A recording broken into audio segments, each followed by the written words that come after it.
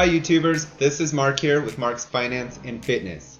Today we're going to talk about a financial topic. We're going to be talking about mutual funds versus index funds versus ETFs or exchange traded funds.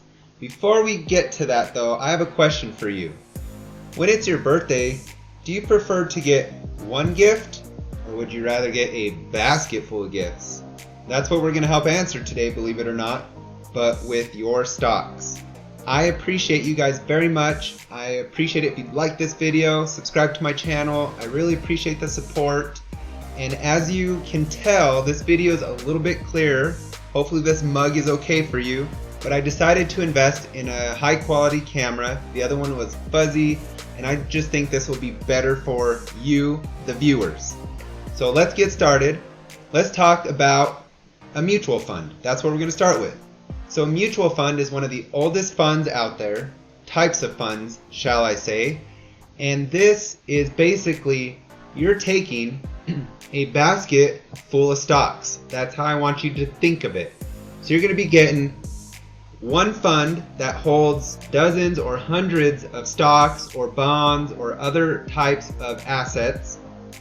And you're going to pay one price for one share, and it's going to spread that ownership out between all these companies. So a mutual fund is professionally managed. That's one of the highlights of a mutual fund, is you get professionals behind the scenes working on this fund, making sure it has the best stocks and making sure it takes out any losers or make sure that it increases the stocks that are winners and increases its share of those stocks within this fund. Now, because it's professionally managed, you're going to pay a higher expense commission fee for this, usually between 1 to 2%. So you need to keep that in mind. Another thing with a mutual fund is you can only buy and sell it once per day, and that's at 4 p.m. at the closing of the stock market. Why is this? Because you're going through a funding company instead of doing it on the exchange. So when you go and put an order in, it's not going to happen till the close of the stock market at 4 p.m. and you'll buy that asset at the net asset value. Whatever that comes to, that's going to be what you buy or sell it at. Another good thing with a mutual fund is that you can choose to auto invest. You can have, it take out money from your bank once a month or twice a month or once a year and buy these stocks automatically and then reinvest any dividends if it pays any dividends. So that's something that I like, is you can just set it and forget it. So with a mutual fund, a lot of them have minimums. What I'm talking about is you might look at a mutual fund and it might require at least, for example, $3,000 for you to even get into that fund. And it might have other requirements. So you need to keep this in mind, that if you're looking at mutual funds, there might be a minimum balance that you have to hold to get into it, and that might prevent some of you from doing it, but it's just something you need to look at before you decide to jump into a mutual fund. Let's talk about index funds now. So an index fund or index mutual fund is like the mutual fund, except instead of it being professionally managed, it's passively managed, which means it's more of a fixed formula that goes on behind the scenes, and somebody might look at it here and there, but you're not going to have actual professionals looking at this fund throughout the whole day, and that's their job. It's more so going to be passively managed. The good thing about this though is it's going to reduce that expense fee. Instead of a 1 to 2% fee, you're going to be paying a lot less, and I'll show you how much less in an example here in a minute. An index fund is like the mutual fund in that you can only buy or sell this once per day at the closing of the stock market, so it shares that similarity. You also need to know that a mutual fund typically tries to beat the market, where an index fund tries to mimic a certain index. So for example, the S&P 500. Because you have those professionals on the mutual fund, they're going to try to do their best to beat the market, whereas an index fund, as it's passively managed, it's more so going to mimic an index.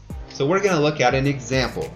Let's look at a fund that I hold in my Roth IRA, and that is FXAIX. That's the ticker symbol.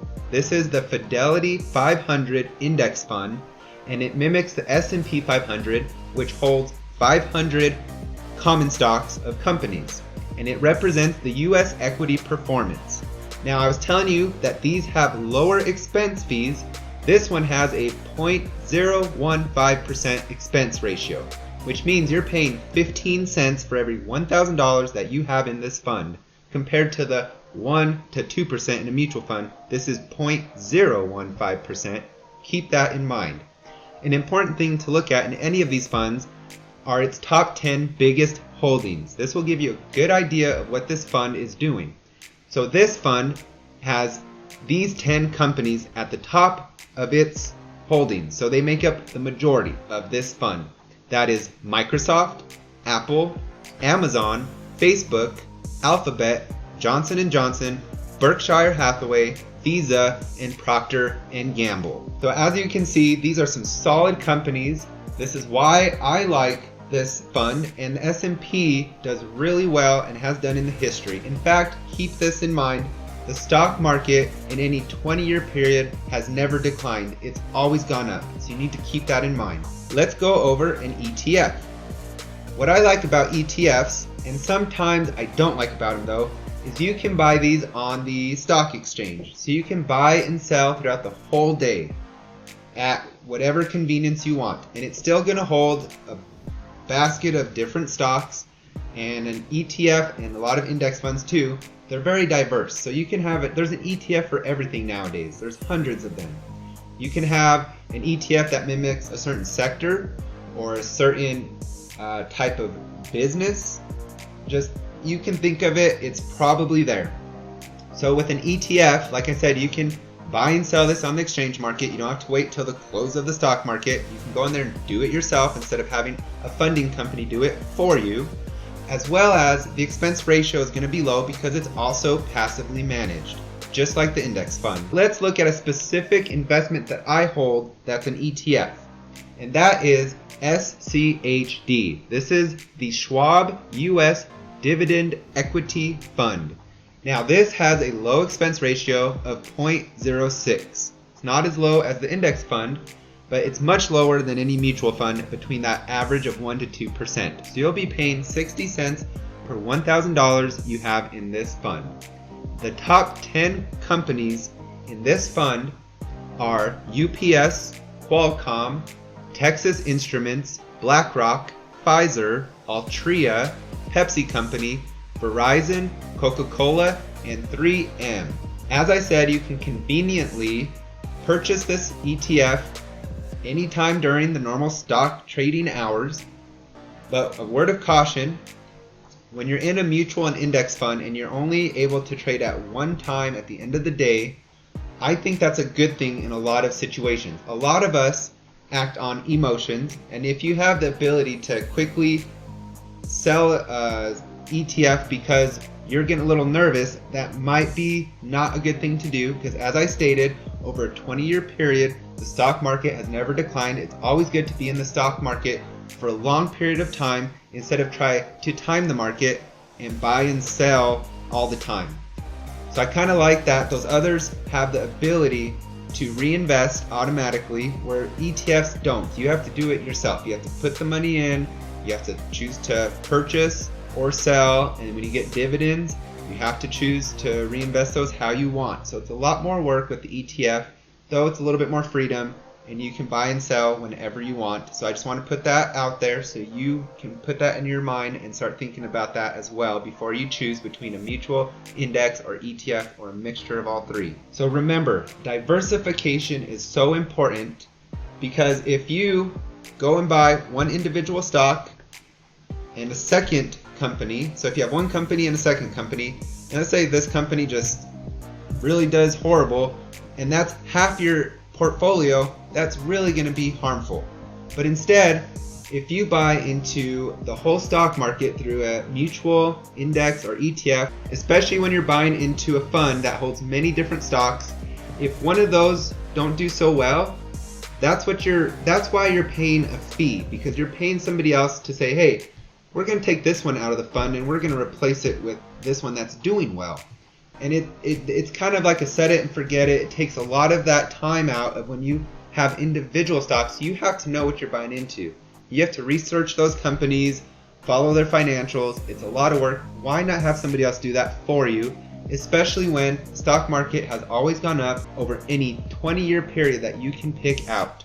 It's good to be diversified, and I think mutual, index, and ETFs are an excellent way to do this. You never want to be overconfident and think you can have dozens of stocks and manage them on your own. It's a lot of work, trust me. I've been moving more towards index and ETFs myself and only keeping a few individual companies that I really know, believe in, and can research and just invest in. So I hope this video really helped describe the difference between a mutual fund, an index fund, and an exchange traded fund or ETF. I want you to go do your research on what you think would be best for you. So let me know if you invest in any mutual, index, or ETFs now, which ones you really like or ones that you don't like, if you have the ones that I mentioned, or if you believe you have ones that are even better. And as I said, it's good to just get started. I can't tell you how many times I kick myself, I guess not literally, but I think about it because I always thought about getting into investing in the stock market and I never made the move. If I would have done it 5-10 years ago, I would have been in a much better place than I am now. As I said, the stock market continues to always climb. I believe the stock market, our economy, the US, the world are going to continue to grow. And so I feel that by the time I retire, whatever I've chosen between stocks or mutual, index, or ETF funds are going to be worth a lot more than they are today. And that's why I think it's good to just set it and forget it. Take some of the hassle out of having to hold all these different individual companies and look at them constantly when you could be spending your life in a much better way. With that said, I hope you guys have a great day. I look forward to the next time I get to talk to you about the next topic. I'm still thinking about it, but I have a lot of ideas in mind. So get started with investing, look into these so you can make a great decision for your future. We'll talk to you later.